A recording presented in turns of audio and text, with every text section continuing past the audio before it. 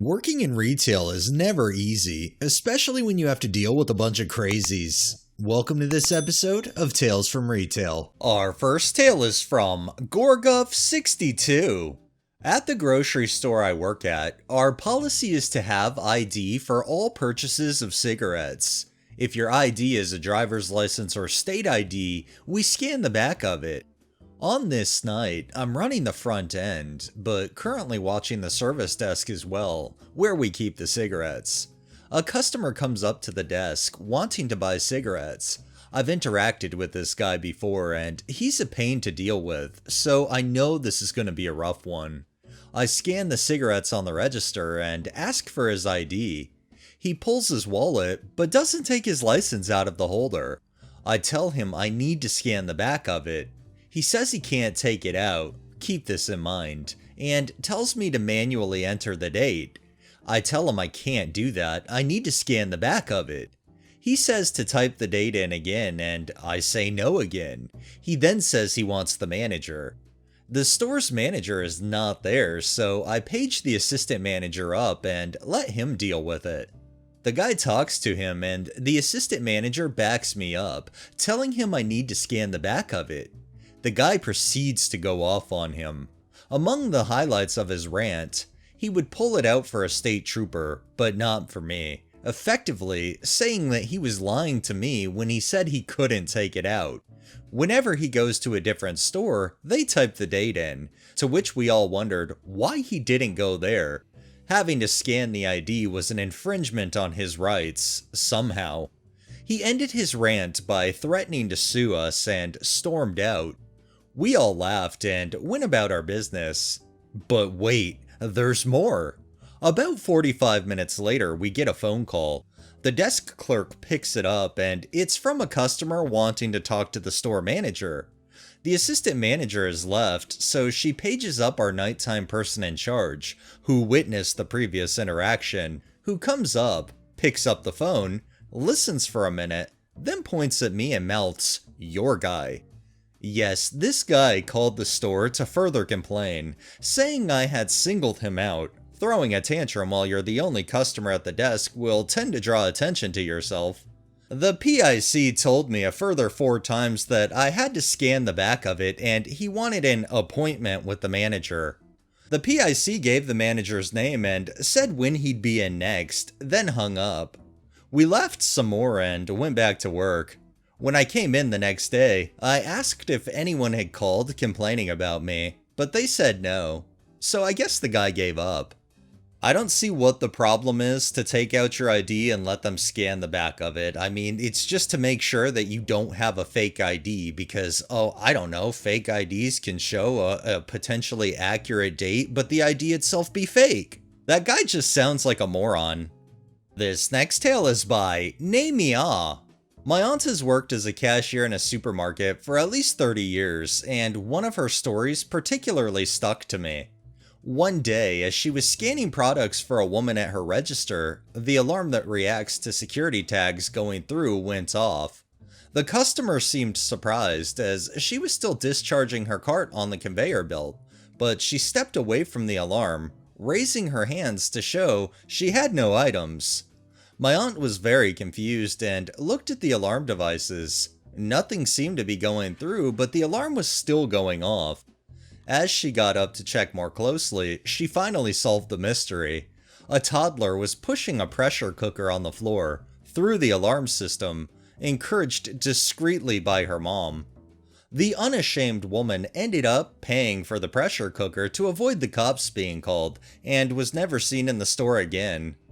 To think that a parent would actually try to have their kid do the theft for them, and the sad thing is, when it comes to a thief, I can completely believe that a thief would try to use their children to get what they want. Good thing they ended up paying though, and were never seen again. This next tale is from Screech to the Void. This happened about a week ago, and it's one of my favorite customer interactions. I'm on registers, and a kid and his dad come up. The kid looks about 12. The dad tells me he doesn't want to keep the hangers. I throw them into a bin in the desk. The kid turns to his dad and says, "Can I ask her a question?" The dad, without hesitation, says no. He doesn't seem annoyed, more like he was trying to spare me. The kid says, "Please, I promise it's a normal question." I'm intrigued and say, "Well, now I really want to know what the question is. Don't love that it comes with a disclaimer though." And the dad says fine, he can ask his question. The kid just wanted to know what we do with the hangers if we don't keep them. He ended up asking me a few more questions while we were wrapping up, and he was very sweet and polite. His dad says he's full of questions, and days later, I'm curious what questions got him to the point of needing a normal question disclaimer. It could just be that his dad doesn't like him asking strangers questions, so he has to deem that they're normal questions, even if what he would normally be asking is considered normal to other people. Like, I don't know, that's kind of weird. But I'm glad that you were able to answer his question. And our final tale is by Texture Workshop. This happened over 20 years ago. How did I get this old? I was an assistant manager at a craft store. Our Halloween merchandise includes costumes. The store doesn't sell them anymore. I can totally understand why not. They were always a mess. We had the usual return policies. You need a receipt, purchased within 30 days, things must be in their original packaging, but our manager was trying to enforce a new one. No returns on holiday merchandise within 7 days of the holiday. Because this was a new policy, there were signs at every register and flyers we put in bags at checkout. We had a rock star for a head cashier. She could handle anything. But some customers just have to talk to a manager. I come to her register when called because she has an issue with a customer trying to return an item. The item is a costume. There's no receipt, there's no packaging, just a crumpled ball of cheap fabric tossed into one of our bags. I run through the issues, knowing full well that she's already heard all of this from the head cashier. Our customer isn't taking no for an answer.